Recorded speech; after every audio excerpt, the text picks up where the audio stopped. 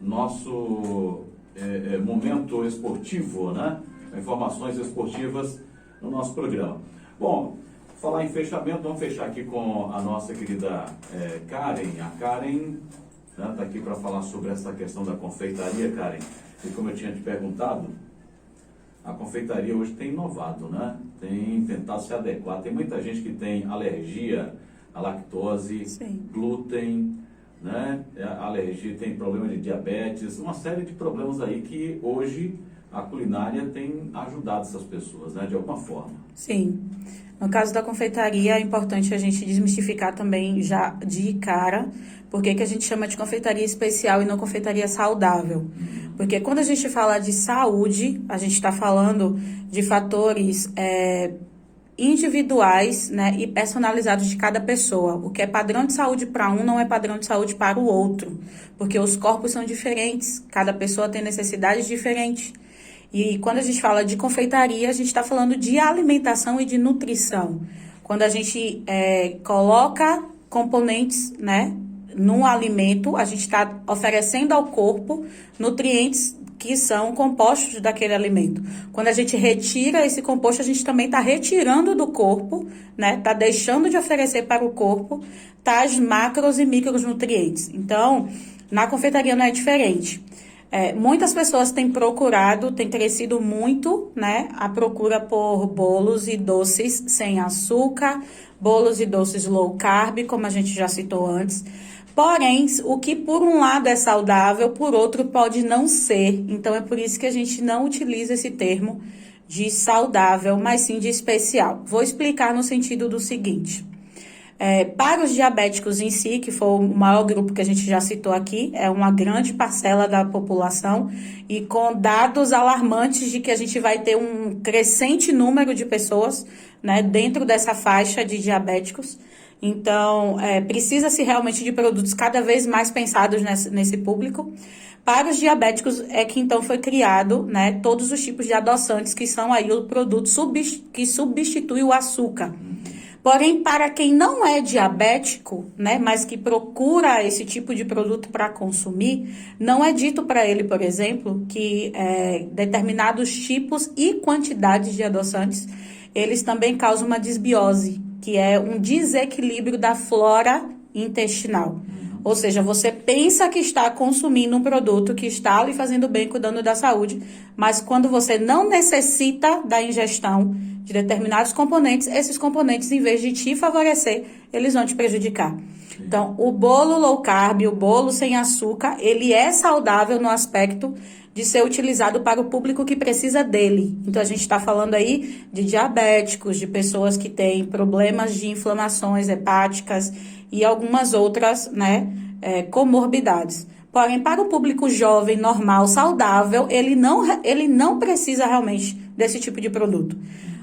A questão é que a gente tem um desequilíbrio no consumo desses produtos. Então, a maioria, a gente percebe também no costume alimentar, no hábito alimentar dessas pessoas, que existe um desequilíbrio alimentar em outros aspectos, por exemplo, na ingestão de gordura, na ingestão de bebidas alcoólicas, na ingestão de outros produtos que também trazem agravos à saúde, e a pessoa quer compensar tudo aquilo que ele faz, né, se abstendo apenas do açúcar. Porém, o açúcar é um componente necessário e é um componente vital para o corpo humano, né? Então, quando a gente tem um equilíbrio, quando a gente tem realmente hábitos alimentares saudáveis, a gente não precisa se abster do bolo. Até porque, vou dar um exemplo muito simples de ser entendido. Digamos que a gente faça aí uma receita de bolo, tô falando pelos padrões da Marolli, não posso falar por outras confeitarias. Mas dentro do padrão de produção da Marolli, digamos que a gente pegue uma receita de 1 quilo de bolo. Dentro de 1 quilo de bolo, você vai ter 120 a 160, dependendo do bolo, né, gramas de açúcar. Uma pessoa vai comer um bolo inteiro? Ela não vai comer um bolo inteiro. Ela vai comer uma fatia. Então, em uma fatia de bolo, quanto que essa pessoa vai estar consumindo ali de açúcar? Cerca de 5 a 10 15 gramas no máximo de açúcar. Então, o problema em si não é o bolo que ela está comendo. Não, é a quantidade.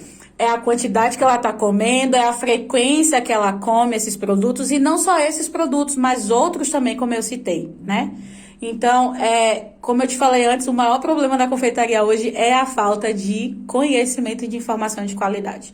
Mas nesse setor da confeitaria especial, que é o que a gente precisa responder, sim, a confeitaria tem crescido muito. Graças a Deus, hoje a gente já consegue oferecer o mesmo produto, com a mesma decoração, por exemplo. A gente consegue oferecer ele tanto no molde convencional, que é com açúcar, quanto no molde especial, que é sem açúcar. Agora, muda muito a questão do sabor, não?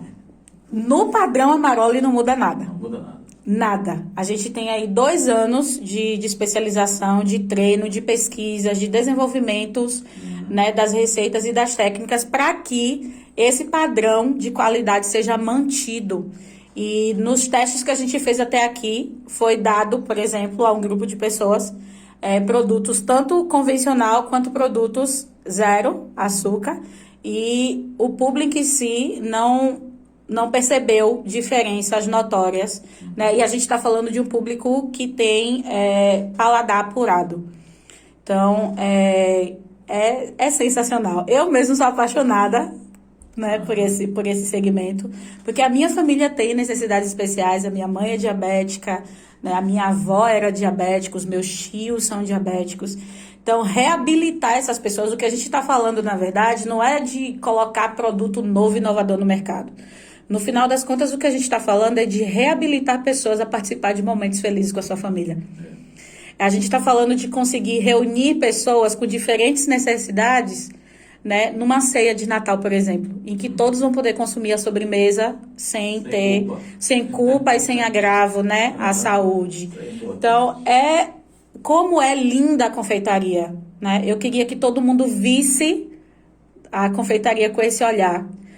Nós não existimos para fazer bolos, nós existimos para reabilitar pessoas à alimentação, para nutrir famílias, né? O tempo que as mães, por exemplo, não têm de produzir os bolos e doces para dar aos filhos dela é o tempo do meu dia a dia que eu emprego para servir a essas famílias.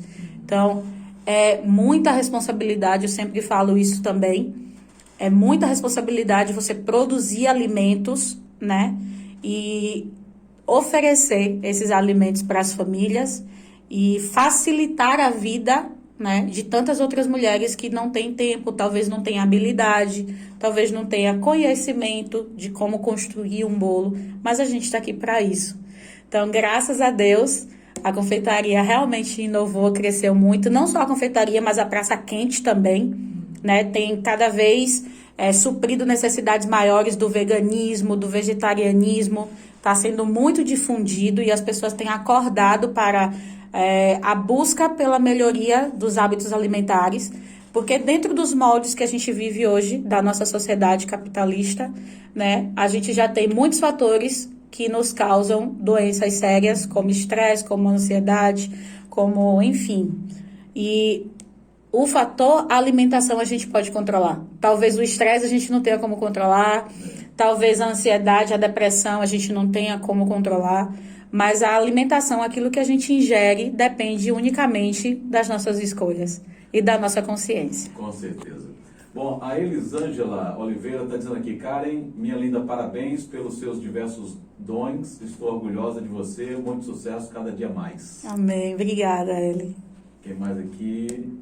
Deixa eu ver, vamos ao áudio aqui, né? Eu me chamo Maria, moro